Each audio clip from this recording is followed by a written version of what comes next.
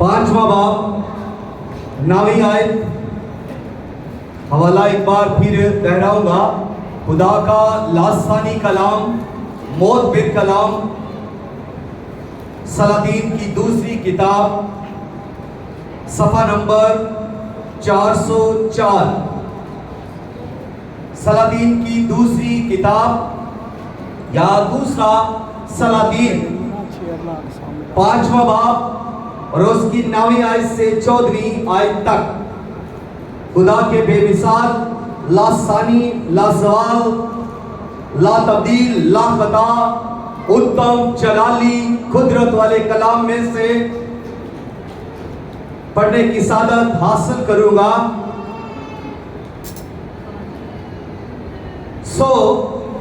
नुमान अपने घोड़ों और रथों समेत आया और अलीशा के घर के दरवाजा पर खड़ा हुआ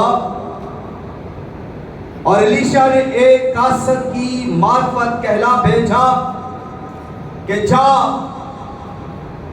और यरदन में 7 बार गोता मार तो तेरा जिस्म फिर बहाल हो जाएगा और तू पाक साफ होगा।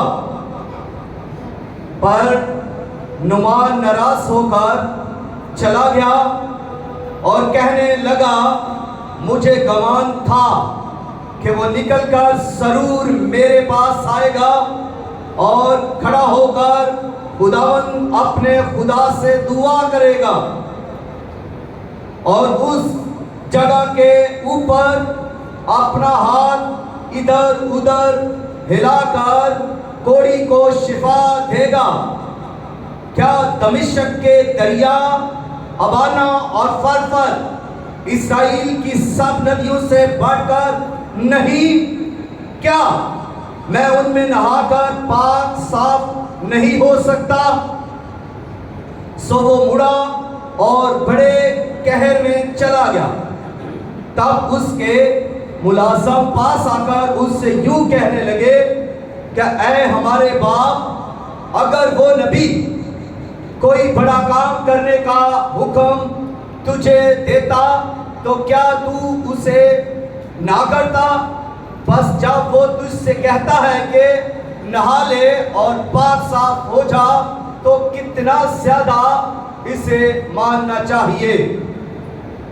तब उसने उतरकर मर्दे खुदा के कहने के मुताबिक यरदन में 7 गोते मारे और उसका जिस्म छोटे बच्चे के जिस्म की मानिंद हो गया और वो पाक साफ हुआ।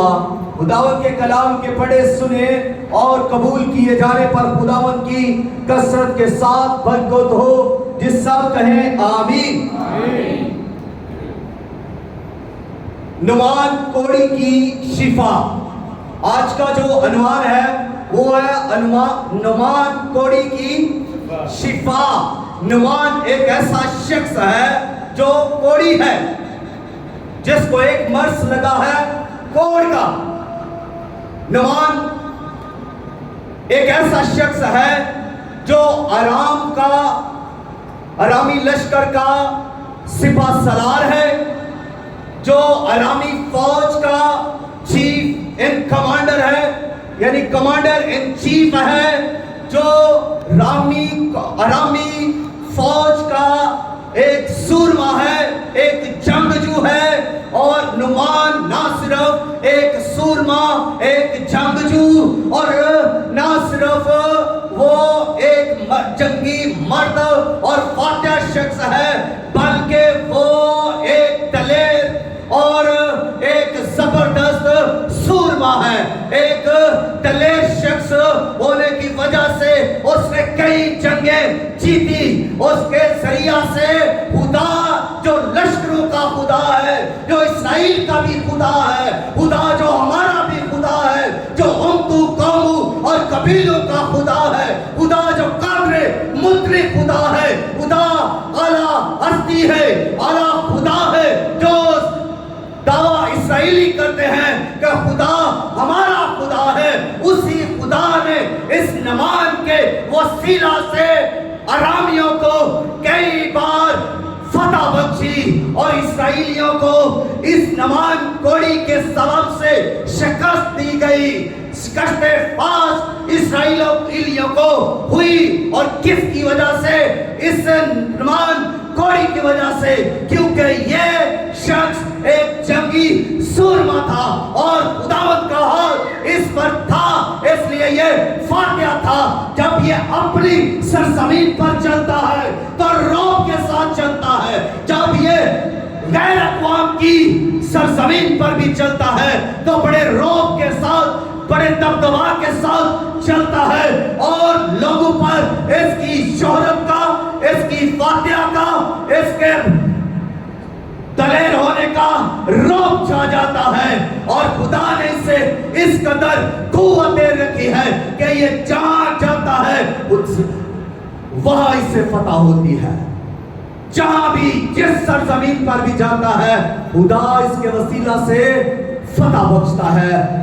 اسرائیلیوں کو بھی اسی کے وسیلہ سے شکست فاش ہوئی تھی، اور ارامی اسی نمان کوڑی کے وسیلہ سے ہی جنگ جیت چکے تھے.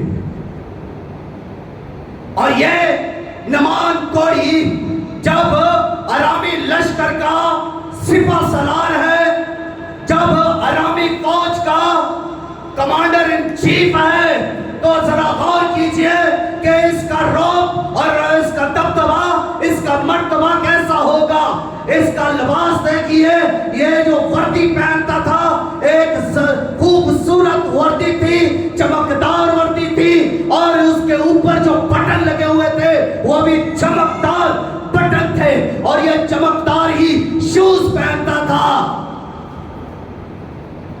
لیکن یہ سب کے باوجود بھی اس کی زندگی میں ایک چیز جو ہے وہ ہے کوڑ. دلیر ہے لیکن کوڑی ہے، سورما ہے لیکن کوڑی ہے، جنگجو ہے لیکن کوڑی ہے. اور سپہ سالار ہونے کے ساتھ ساتھ یہ اپنے بدن پر غلاظت رکھتا ہے، کوڑی ہے. اور بائبل مقدس کے اندر کوڑ کو گناہ سے تشبیہ دی گئی ہے. گناہ کی علامت کوڑ ہے.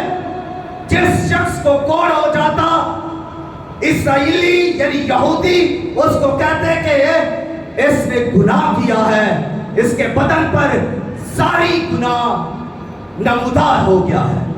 اور اسرائیل کے اندر جب کسی کو کوڑ ہو جاتا تو اس کو کیا کرتے؟ اس کو سزا دی جاتی، اور جب اس کو سزا دی جاتی تو اس کے لیے بائبل کے اندر حکم یہ ہے کہ اس کوڑی کے بال بکھرے ہوئے ہونے چاہیے، اور اس کا اوپر کا ہونٹ جو ہے وہ ڈانپے رکھے، اور وہ چین سے پائے ویرانہ میں چلا جائے، اور وہ دور سے اگر کسی کو دیکھے تو وہ دور سے ہی کہے کہ ناپاک، ناپاک، ناپاک، تاکہ لوگ سمجھے کہ کوڑی اس راستہ سے آ رہا ہے اور کوئی اس طرف نہ جائے. لوگ کوڑیوں سے گھن کرتے تھے، لوگ کوڑیوں کو پسند نہیں کرتے تھے، اور اسرائیلی یعنی یہودی کوڑیوں سے کوئی رابطہ نہیں کرتے تھے، ملتے جلتے نہیں تھے. اس قدر ان کوڑیوں کو عبادت گاہوں سے، شہر سے بھی دور، خاندانوں سے بھی دور، اور اپنے عزیز و اقارب رشتہ داروں سے بھی دور رہنا پڑتا تھا.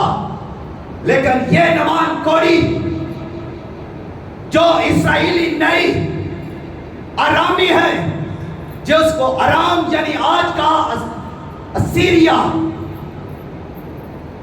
یہ وہاں کا رہنے والا ہے، کوڑ سے بھرا ہوا ہے، لیکن یہ سب جگہ پر آ جا سکتا ہے، سب سے مل سکتا ہے، فوج میں بھی سب سے مل رہا ہے. لوگ اس سے خوف کھا رہے ہیں، لوگ اس کے دروغ کے اندر ہیں.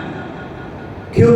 حالانکہ یہ کوڑی ہے اور یہ سب سے ہاتھ بھی ملا سکتا ہے.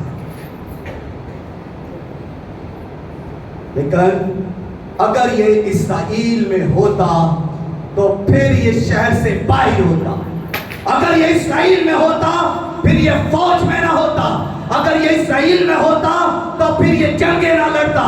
اگر یہ اسرائیل میں ہوتا تو پھر یہ ہیکل کی طرح بھی نہ جاتا.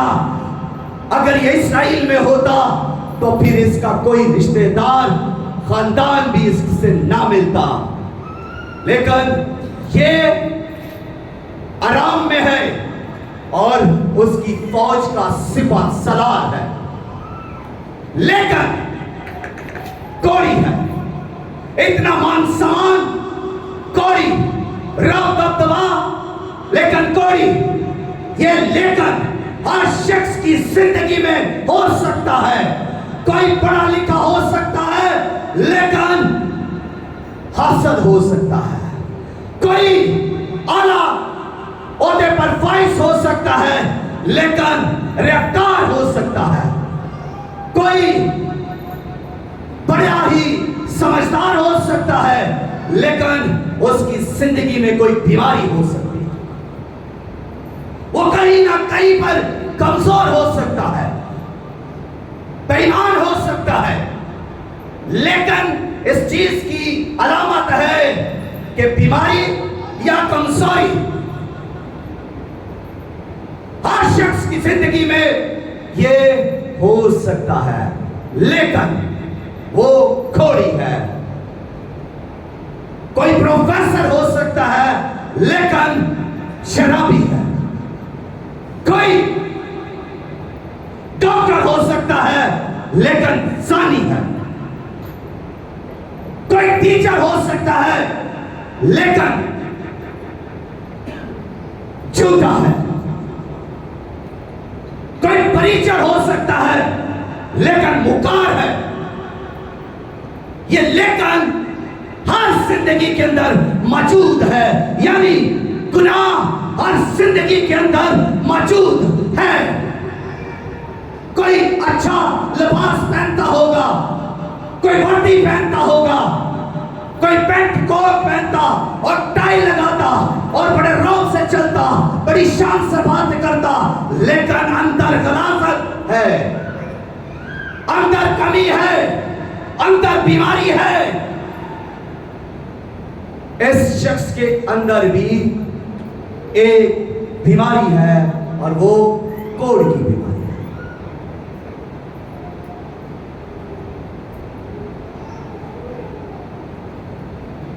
جب اسرائیلیوں کو اس نے شکست فاش دی, جب اس نے اسرائیل کو شکست دے دی اور اسرائیل میں سے اس نے بہت کچھ لوٹ لیا اور اپنے ملک کو لے گیا, ان میں ایک چھوٹی لڑکی بھی اس نے اپنے ساتھ اسرائیل سے لے لی. اور وہ چھوٹی لڑکی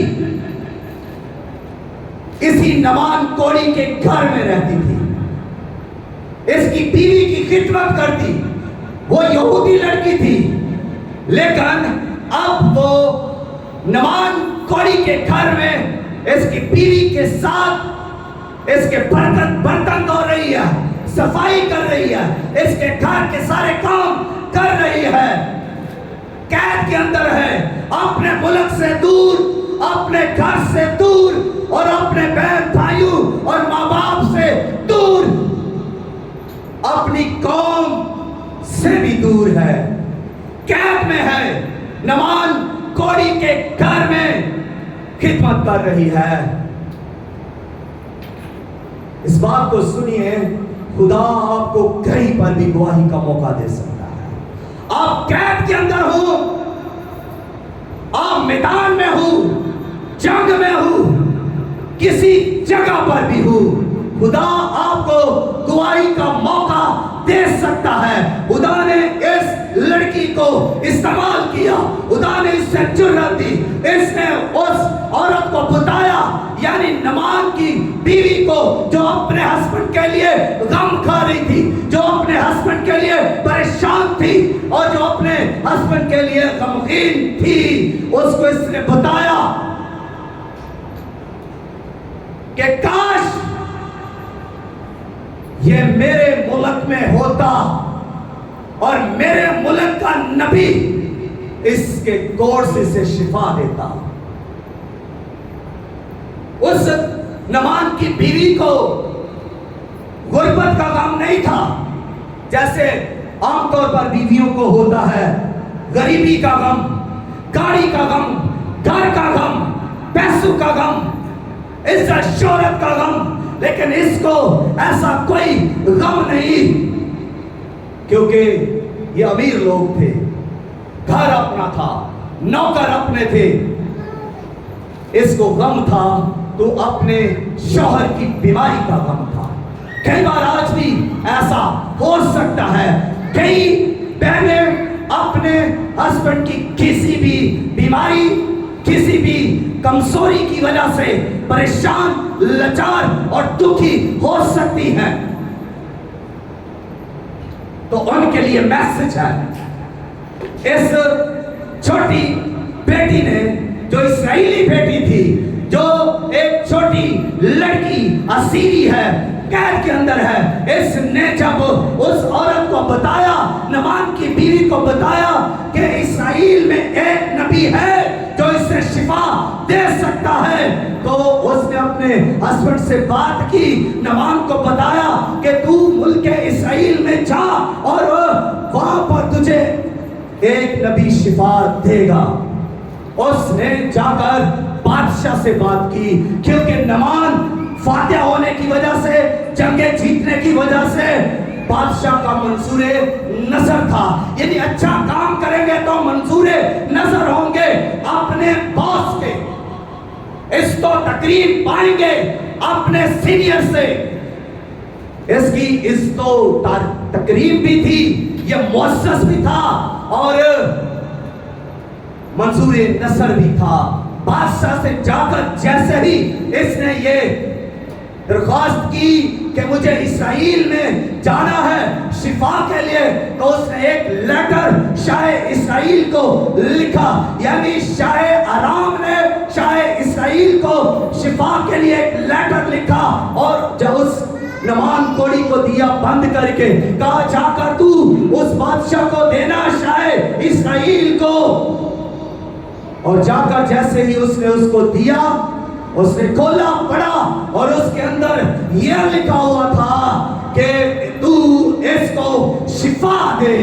جیسے ہی بادشاہ نے یہ فکرہ پڑھا تو اس نے اپنے کپڑے پھاڑ ڈالے. اس نے کہا، چلا کر کہا، کیا میں خدا ہوں جو تجھے شفا دوں؟ بادشاہ کا کام ہے حکمرانی کرنا، اختیار رکھنا، رعایا کی فکر کرنا، شفا دینا. خدا کا کام ہے، نبی کا کام ہے. نبی کے اندر خدا کی قدرت کام کرتی ہے، نبی کے اندر خدا کا اختیار ہے، نبی پر خدا کا مسا ہے، نبی کے ساتھ خدا ہے، اور نبی خدا کا منہ ہے، اور نبی کے منہ سے خدا کا کلام نکلتا ہے، اور نبی ہی ہے جو شفا دے سکتا ہے. بادشاہ نے کپڑے پھاڑے. تو جب اس واقعہ کی خبر علیشا نبی تک پہنچتی ہے، علیشا نبی نے کہا، بادشاہ اسے میری طرف بھیج دے، یہ معاملہ تیرا نہیں، یہ معاملہ میرا ہے، مرد خدا کا معاملہ ہے. اور جیسے ہی وہ نعمان علیشا نبی کے گھر کی طرف چلتا ہے تو گھوڑوں کے ساتھ آتا ہے، رتھوں کے ساتھ آتا ہے، فوج کے ساتھ آتا ہے، مان سامان کے ساتھ آتا ہے، سونے کے ساتھ آتا ہے، چاندی لے کر آتا ہے، کپڑے لے کر آتا ہے، ہدیے لے کر آ رہا ہے. خالی ہاتھ نہیں آیا، اپنے روب کے ساتھ آیا ہے، اپنی شان کے ساتھ آیا ہے کہ میں ایک فاتح ہوں، میں ایک سپہ سالار ہوں، میرا ایک رتبہ ہے. اور اس خیال سے وہ، اس شان سے وہ نبی کے پاس آیا. اور دیکھیے، نبی بھی تو شان والا ہے، نبی پر بھی تو خدا کا ہاتھ ہے، نبی پر بھی تو خدا کا مسا ہے، نبی کی بھی شان کم نہیں ہے. اگر نعمان کی شان ہے تو علیشا نبی کی بھی شان ہے. وہ اپنی جگہ سے اٹھا نہیں ہے. نعمان اپنے رکوع کے ساتھ اس کے گھر کے سامنے کھڑا ہے. نوکر سے کہا ہے جا کر بلا. ادھر سے نوکر آیا ہے تو الیشا نبی کی طرف سے بھی نوکر ہی گیا ہے. مرد خدا اپنی جگہ سے اٹھا نہیں ہے.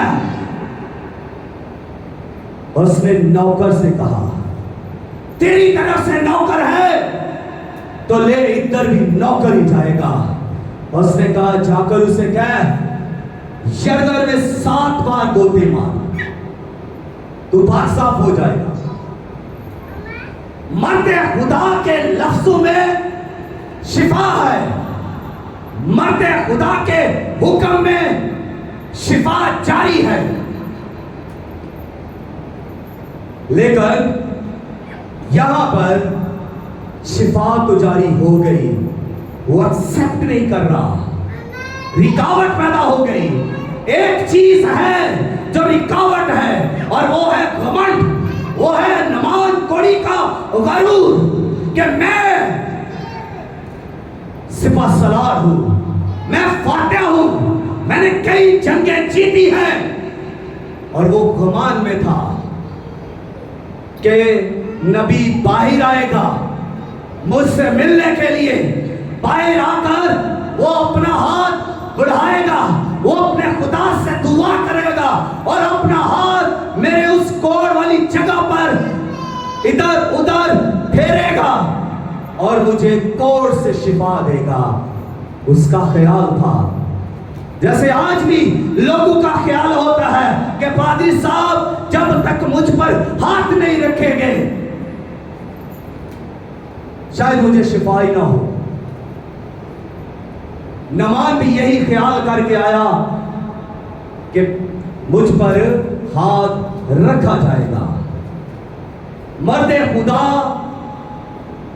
نے تو کہہ دیا کہ یردن میں 7 بار گوتے لگا, پاک صاف ہو جائے گا. اس کے کمانڈ نے جب تک اسے چھوڑا نہیں وہ شفا نہیں پا گیا. آج بھی زندگیاں برکت اس لیے نہیں پاتی کہ اندر گھمنڈ ہے, میں تو بڑی ہستی ہوں, میں تو کچھ ہوں. جب تک یہ میں نہیں نکلے گی برکت نہیں آئے گی, شفا نہیں ہوگی, گھرانہ آگے نہیں بڑھے گا, ترقی نہیں ہوگی, فتح نہیں ہوگی. نعمان کوڑی اپنے ساتھیوں کے ساتھ واپس چلا گیا. انہوں نے کہا شفا ہو یا نہ ہو میں یردن میں 7 بار گوتے نہیں ماروں گا, کیونکہ اس سے بہتر صاف دریا تو میرے اپنے ملک میں ہے. دمشق کے اندر کیا فرفر اور بانا نہیں ہے؟ ابانا بھی ایک ندی ہے, فرفر بھی ایک ندی ہے, اور دونوں کا پانی اس یردن سے زیادہ صاف ہے. کیا ان میں ڈبکیاں لگا کر پاک صاف نہیں ہو سکتا؟ تو جواب یہ ہے کہ نہیں ہو سکتا. حکم یہ ہے کہ تو یردن میں جا, حکم یہ نہیں کہ تو فرفر میں جا, تو ابانا میں جا. حکم یہ نہیں کہ تو دمشق میں جا, حکم یہ ہے تو شاید اسرائیل میں رہ اور یردن میں 7 بار گوتے مار. حکم یہ ہے. اس لیے تجھے وہاں سے شفا نہیں ہو سکتی, تو یہ یردن سے شفا ہو سکتی ہے. اور یردن کی تھوڑی سی میں ڈیفینیشن یہاں پر بیان کرنا چاہتا ہوں. یردن وہ جگہ ہے جس کو سب سے پہلے یشوع نے پار کیا, پھر اس کے بعد یعنی اس کو اس میں سے رستہ بنایا اور وہ چل کر گیا. اس کے بعد ایلیا نے اپنی چادر وہاں پر ماری, راستہ بنا اور وہ چل کر گیا. پھر اس کے بعد الیشا نبی نے وہی چادر جو ایلیا پر تھی اور ایلیا آسمان پر اٹھایا گیا, وہ چادر نیچے پھینکی گئی اور اس نے چادر اٹھائی اور اسی چادر کو لے کر آ کر پھر یردن پر مارا اور پھر وہ پانی تو اس سے ہوا رستہ بنا اور وہ پھر وہاں سے گزرا. یردن وہ جگہ ہے جہاں پر یوحنا बपतिस्मा देने वाला बपतिस्मे दिया करता था, और इसी जगह पर खुदावंद यीशु मसीह ने भी बपतिस्मा लिया। और इसकी और एक खूबी है, ये नीचे से ऊपर की तरफ बहता है, जो एक मुश्किल काम है। ऊपर से नीचे की तरफ तो सब बह सकते हैं, लेकिन नीचे से ऊपर की तरफ जाना मुश्किल है। इसका पानी नीचे से ऊपर की तरफ जाता है, जो एक मुश्किल काम है। और जो ऐसा करते हैं वही जानबाज हैं, और वो मछलियां जो पानी के अंकेस चलती हैं, ताकतवर होती हैं। इसलिए जब उससे ये कहा गया है कि यरदन में गोते मार, तो यरदन में खुदा की अनाइंटिंग है, खुदा का मसा है, नबियों ने इस पर काम किया है। और यहां अब भी नबी ही कह रहा है कि इस जगह पर जाकर 7 बार गोते मार। तो जब रास्ता में वो जा रहे हैं, नमान कोड़ी के नौकरों ने यानी साथियों ने कहा कि मालिक, अगर वो तुझे कोई बड़ा काम कहता, कोई मुश्किल काम कहता, तो क्या तू ना करता? अगर वो तुझे ये कह देता कि 100 ऊंट को की कुर्बानी कर, अगर ये कह देता कि तू 1000 भेड़ की कुर्बानी कर, अगर ये कह देता कि तू 50 तोले सोना ला या 200 किलो सोना ला, तो तुझे लाना, तो फिर भी तू लाता, फिर भी ये करता, तो उसने तो तुझे ऐसा कुछ नहीं कहा। ये तो नहायत आसान है। हम मुश्किल काम बड़े शौक से करना पसंद करते हैं, लेकिन आसान जिसमें बरकत है, जिसमें हुक्म है, वो करना हमें जरा मुश्किल लगता है। नमान का भी यही मसला है, उसको आसान काम जो दिया गया है उस पर उसका ध्यान टिक नहीं रहा, उसको कबूल नहीं कर रहा। और जब उसने उनके कहने के मुताबिक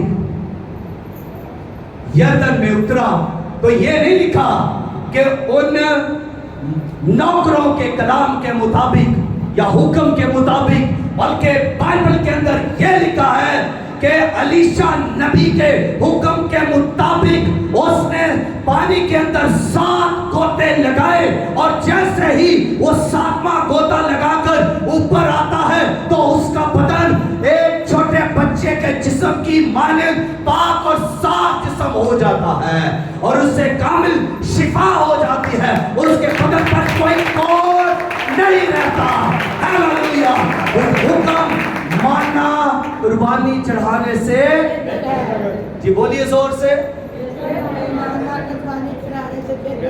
हुक्म मानना कुर्बानी चढ़ाने से बेहतर है। हुक्म मानने में बरकत है, हुक्म में रहने में बरकत है। और हुक्म क्या है? कलाम है। हुक्म क्या है? अंजील है। हुक्म क्या है? ये कलाम मुकद्दस है। हुक्म क्या है? नबियों का कलाम है। इसमें रहने में हमारी बरकतें हैं, हमारी कामयाबियां हैं, हमारी कामरानियां हैं, हमारी शिफाएं हैं, और इसी में रहने से हम खुदा की कुर्बत में भी जाएंगे। नमान कोड़ी ने जैसे ही हुक्म माना, बात साफ हो गया। शमसून की ताकत उसके बालों में नहीं थी, हुक्म मानने में थी।